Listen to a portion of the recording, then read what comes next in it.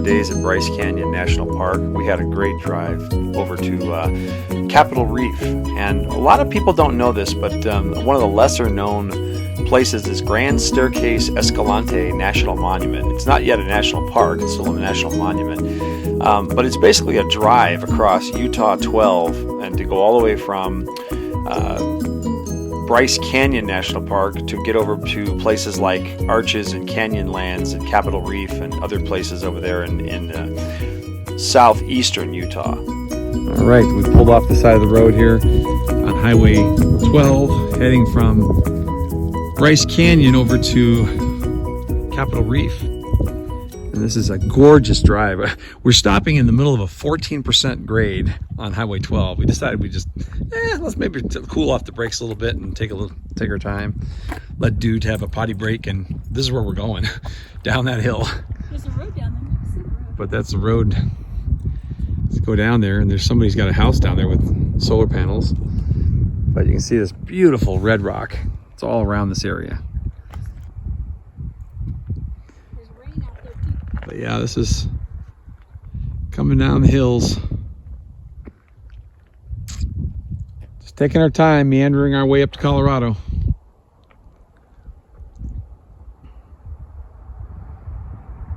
Onward we go. Yeah, I hear thunder too.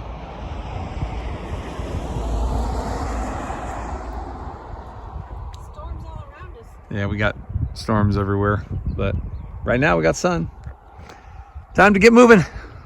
Okay, nobody's coming on my side. All right. Hit it, Mel. Yeah, hit it, Mel. A whole 20 miles an hour. Well, the reference to, quote, hit it, Mel, end quote, is kind of a family joke in our family. Tom's grandparents, Mel and Dorothy, now long deceased, but they were avid travelers like us and married over 60 years. And one time, Sue and I were in downtown Chicago. We watched them driving along, I think it was along Lakeshore Drive, and they were turning a left turn. And my grandfather Mel was driving, and my grandmother Dorothy was in the passenger seat. And when Mel wanted to make a left turn, Grandpa wanted to turn, he'd say, check it for me, and she'd say, hit it, Mel. And he wouldn't even look to the right. He would just punch the floor on the gas pedal. And we were looking at each other like, what? So we kind of lovingly tribute to them as we do that when we're driving. And I trust Sue, and she looks to the right, and if nobody's coming, hit it, Mel, and I go. So it's kind of a cute thing to remember.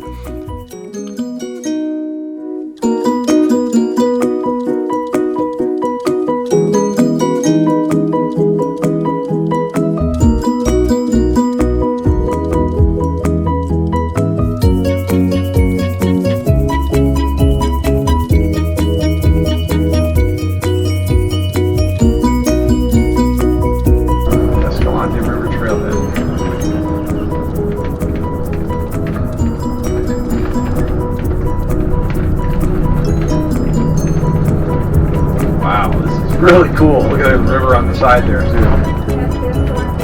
Yep.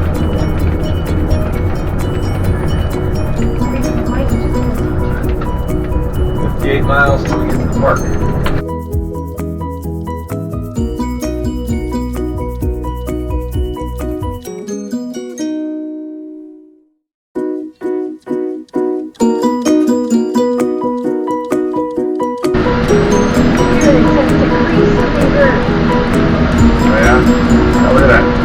That canyon with the trees running right through the sand.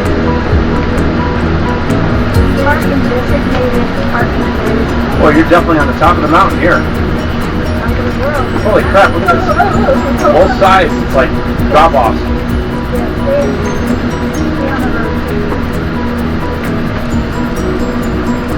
Wow.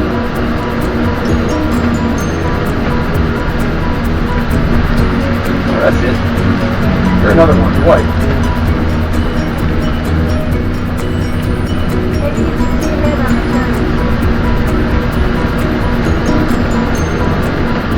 Well, as you can see, driving along the Grand Staircase Escalante National Monument, it's a beautiful drive. It's a very different landscape. The road can be kind of hairy at times when you get up the top of that ridge and you got a drop off on the left and the right side of you.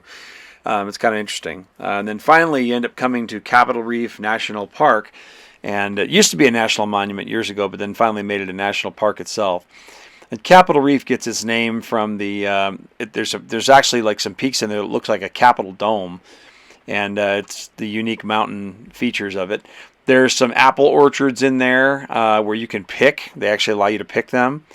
And there's also some early settlements from the Latter-day Saints when they settled the area. There you can see the Capitol dome looking peak there at Capitol Reef. There's also limited places to stay there. Fruta campground was full. We couldn't get into the full service campground or even primitive campground there. We had to go to completely outside of the national park. So we ended up going to BLM land, Bureau of Land Management property that's outside of public lands, basically, up a hill, up a road called Nodum Road, but we had a hard time finding that campsite, and there's kind of an interesting story about that. We ended up turning around at a construction site, but we found it eventually. Went up top of a mountain, and we had a beautiful campsite. Only a few other people there. It was awesome.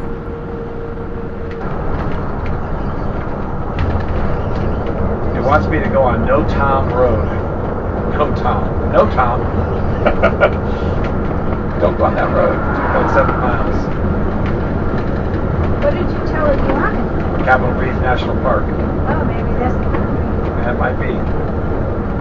Well, after getting lost and having to make a U-turn in the middle of a construction site, we turned up this road, and you can see there's a yellow sign there. It says Lake Powell, 68 miles ahead. I'm like, wow, there's a ferry at there. It goes all the way to Lake Powell.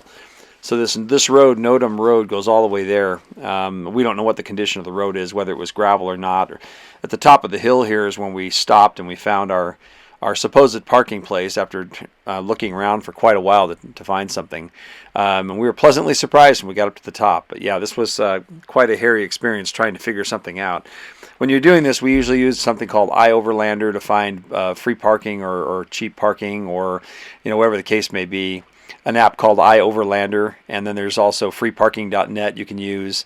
But it helps if you have a bike or a detachable towed or tow vehicle that you can go drive on the area before you just take your massive RV into an area where you may not be able to turn around.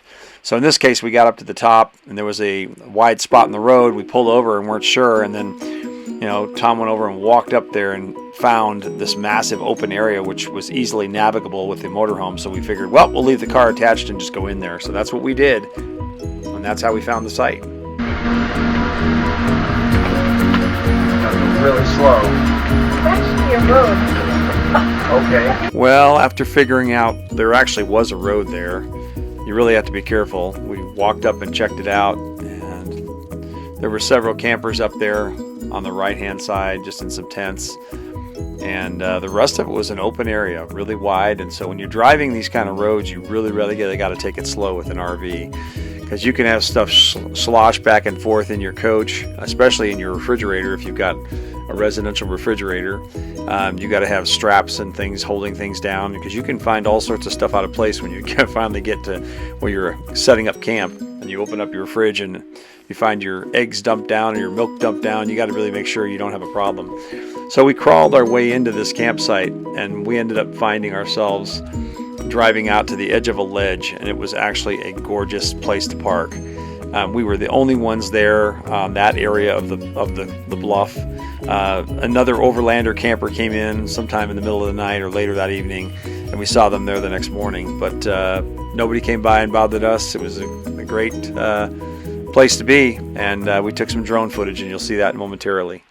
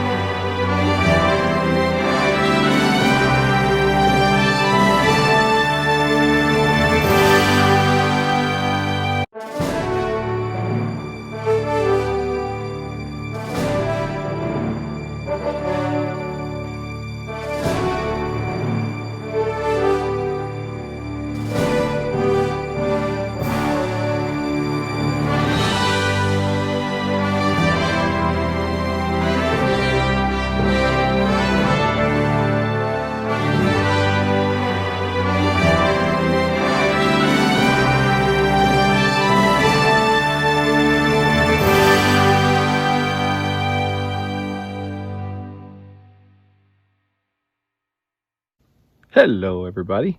It is about 6 something. I don't know. It's 5 o'clock somewhere. 6:06. 6:06 Mountain Time, but it's 5 o'clock somewhere, and we're having margaritas. And just had some snacks, and we're sitting in a nice boondock spot at Capitol Reef National Park, or outside of Capitol Reef in BLM land. That road is in the park. Yeah, the road is called No Tom. I think it's called Notum, but we call it No Tom Road. And I said, is that the road I go on? No, Tom, it's not the right road. But it was. We came up a road and we were sitting there on the side of the road after we made a U-turn in a construction site trying to figure out where the heck this supposed parking is. And we're up on the top of this hill. And by God, if I didn't walk around there and see a huge open area of land and some people camping with tents, I said, this must be the place. So this is our view. Look at this. It's just absolutely gorgeous. That's Capitol Reef over there. Capitol Reef. And then behind me, there's a river behind me. I don't know what the river name is, but Fremont River. But yeah, it's beautiful. I mean, it's absolutely gorgeous here. So now the sun's in our eyes because it just came out from the cloud. I want to see the sunset. And there's Doodle. Dude is sitting down there in his little container. Thank you, Marcy, for that. His little tent. His little tent. So we'd be lost without that. And Starlink works fabulous up here. Just got it going. So you can see there's another overlander camper parked over there. And there's our fellow tent campers over there. We're literally parked along a ridge. And down there is the road that goes to Capitol Reef, and it goes over to the junction point to go up to Arches and Moab. So back that direction is Capitol Reef and Bryce Canyon, and then further is Zion and St. George. So we're making our way around through all the Utah parks. We're hoping to make it to all 5, all the big 5. Oh, we got to be careful of those guys. I moved the motorhome back because I didn't like being near a red anthill. So, anyways, we're parked right here. The Alpha's parked here. We're enjoying our view. For our taxpayer dollars are paying for this land, so we might as well enjoy it. So there we go. Land management. Yep, BLM, Bureau of Land Management. So this is it. Tomorrow it's onward and find a new place to freeload. 4 national parks. Yeah, 2 more. Okay.